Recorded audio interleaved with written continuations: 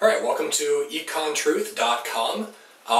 This video blog is the first, follow-up to the original post of the broken window story. And so this video blog is going to focus on the first lesson to be gained from the broken window story, and that is the obvious one, which is destroying things for the purpose of rebuilding them, although it does create some concentrated jobs and some concentrated growth for some few people, on the net is not a good idea, okay? So that's really the root of this broken window story, and that's more the direct implication of the story.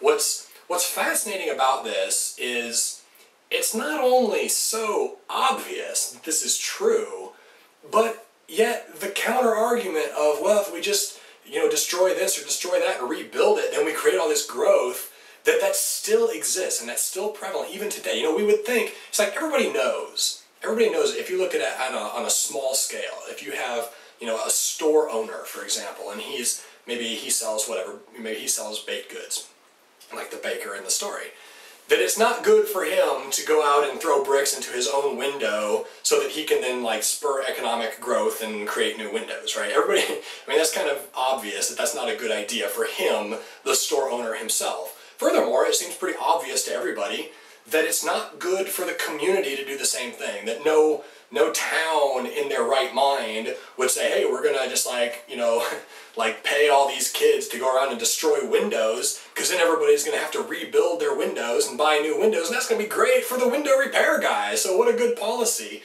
No one's gonna do that. No one thinks that on a small scale, on a small isolated scale, that they're gonna be better off by destroying property and then wasting productive effort to rebuild that property.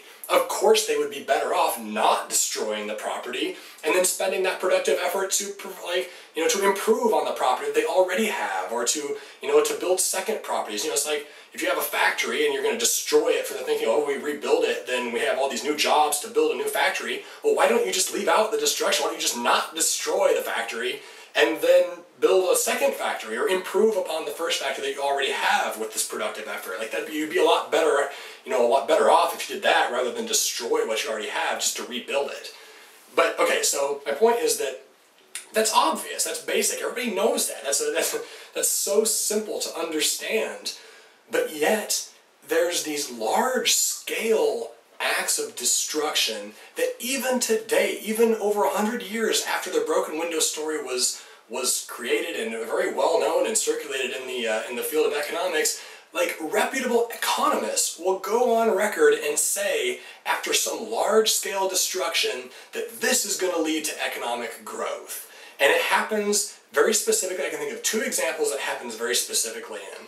The first is natural disasters. When we have a hurricane that comes in and wipes out cities, or floods lots of residential areas and floods lots of homes, destroys lots of cars, or if we have an earthquake. In Japan recently, this video blog is in November 6th of 2011, and earlier this summer, maybe spring, there was a huge earthquake followed by a tsunami in Japan, which just destroyed much of northern Japan's industry, and homes and houses and personal property was just gone. As a result, that's what economists went on record to say, that this is going to be the start of a boom for Japan's economy because of all of the new jobs in construction and rebuilding all of this damage. And reputable economists would say this when I'm just hitting my head thinking, well, if they have all this productive effort to spend, which apparently the economist says they do because they're going to spend it to rebuild all these factories, wouldn't they be better off with the factories not being destroyed and then spending their productive effort to build additional factories or improving on the factories they already have? Obviously that's true. And then also recently, it was in the late summer or maybe early fall of 2011, there was a hurricane that came through, and it turned out to not be quite as much as it was hyped up to be, but it did still do a lot of damage on the east coast of the United States. And I was in the East Coast at that time. I was in Virginia, which was a hard-hit area, and watching local news, and the news commentators were saying that, oh, well, the blessing is that now there's a lot of rebuilding that has to do, and since our economy is already in a bit of a funk right now, that this rebuilding is going to create growth. And I'm thinking, I even said to my family, I'm thinking, if that was true, if it was true that if we destroy homes and if we destroy buildings and if we destroy cars in order to then buy new ones and spend productive effort to replace them, if that really did make us more prosperous or make us better off, then why are we waiting for a hurricane?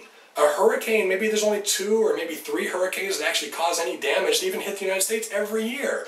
We could do much more than that. I mean, just have an open bombing target practice on major cities. We could, if destruction actually led to prosperity, we could do that so much easier than waiting around for natural disasters. We could, and much safer than natural disasters. We could tell cities in advance, evacuate them, say, hey, these buildings are all going to be demolished, and demolish them all, and then spend all this productive effort to rebuild them, and think of the growth. If we just destroyed more things, it's obscene, it's ridiculous, but it still exists. And it's so obviously contradicted. And the contradiction, from the broken window story is that if that stuff had not been destroyed, then we could spend the productive effort that we're now going to spend to rebuild that stuff that was destroyed. We could, if it had not been destroyed, we could spend that productive effort producing additional things, producing other goods, building other buildings, building new cars. Maybe rather than a replacement car, you can have a second car that's much better than a replacement car, obviously.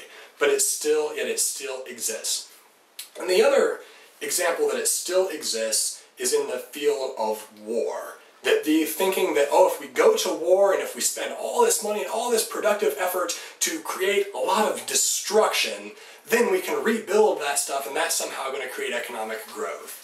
And I'm going to have much later, video blogs focused specifically on the argument that World War II is what solved us or got us out of the Great Depression, which I think is a fallacy. And I'm going to discuss that later. But I think we should at least at this point agree that spending productive effort to destroy things for the sake of rebuilding them is not economically making sense. That's a very flawed approach to achieving prosperity. You'd be much better off not destroying the things that you have and then spending productive effort to produce additional things compared to spending productive effort to destroy them and then only to then spend more productive effort to replace what you already had. That's just like digging a hole and then filling it back up with dirt and thinking that you're going to be better off for it. So we'll address, we're just scratching the surface right now on economic fallacies. We'll get into that topic and many, many more to come.